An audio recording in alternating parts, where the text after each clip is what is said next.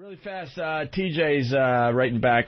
I wasn't calling you out, just stating a point that you guys talked about earlier, previously, when you talked about Dice and him hating you. Okay. And then we got David Jones from MS. Where's that? MS is multiple sclerosis. Mississippian. Wow, Opie's touchy when someone in his family dies. It's fucking comedy gold when it happens to someone else. No laugh track, Ope? Hey, guys, my dad died in a fiery car accident. That's terrific. That's terrific. There you go, Dad. Yeah. Now what? Now what? Ass. I feel queasy. You all right? I like how they got backed off. People always. I get emails sometimes from people, like on MySpace, people write me messages, and I read all of them, but I answer close to zero because I have kids and I work. You're a busy guy. And also, that's not interesting to do. So I don't do it. Answering all of them. So sometimes the only ones I answer are people that say, hey, asshole, I've written you 3 times. You won't answer. You don't care about your fans. I'm no longer your fan. I hate you, you piece of shit. So I write back and I say, well, I'm busy. And if you don't like me because of that, fuck you.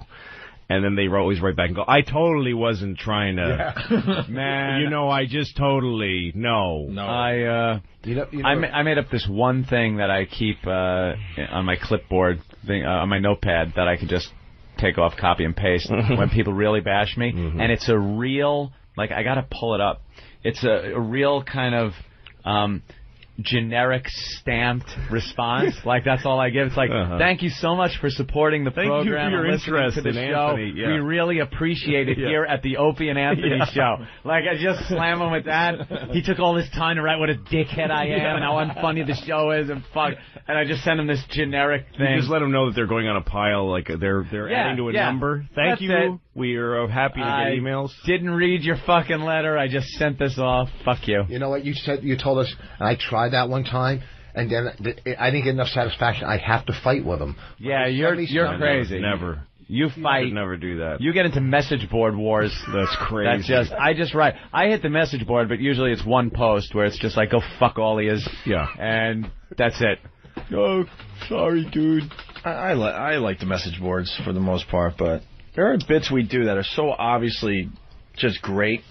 We know. Greatness. No, I'm serious. And then you go on the message board, and 95% of the people, they're with you. Yeah, that was obviously those guys doing comedy gold, what have you. Then you get these asses. That's what you get. It's either... They want to be... It's either you got to take comedy's either very subjective. Some people aren't going to like the funniest thing in the world. Some people just aren't going to like. And the other thing is, some people just want to be too cool for the room, Well, also Americans aren't. They're consumers when it comes to movies or anything. It's not like there's art that they're appreciating and then thinking of or absorbing. They think that they think they're their customer. I didn't get my thing I like. Yeah. Well, then fuck you. I'm not satisfied. Yeah. This isn't the best breakfast I ever had. Yeah. Could you bring your manager, Brad? Yeah, but they're so arrogant when they tell you how to do your job that you've been doing forever.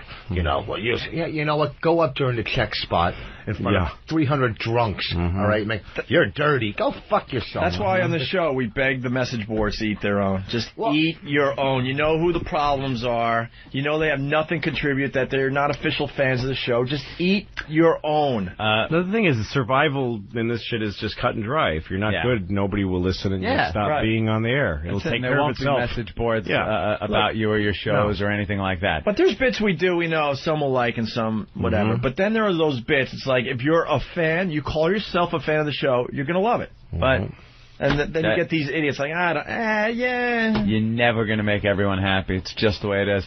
Ron and Fez do this thing, message board gossip. I was listening to it yesterday, and I guess Steve put together the intro to it. Yeah.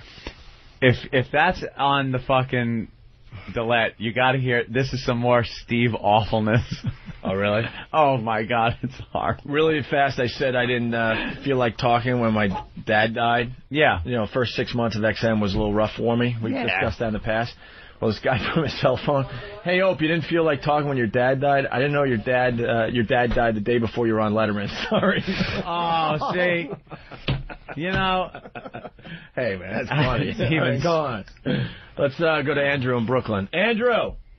Hey, how's it going? I just want to defend you, Opie. Yeah. when the guy from Don and Mike's, his wife died, you guys didn't trash him. We didn't even touch that. Of course not. Yeah, I know. There are things you just don't fuck with. There are things that are serious and, and then the things you just don't fuck with that. It's too real. It's too close to home.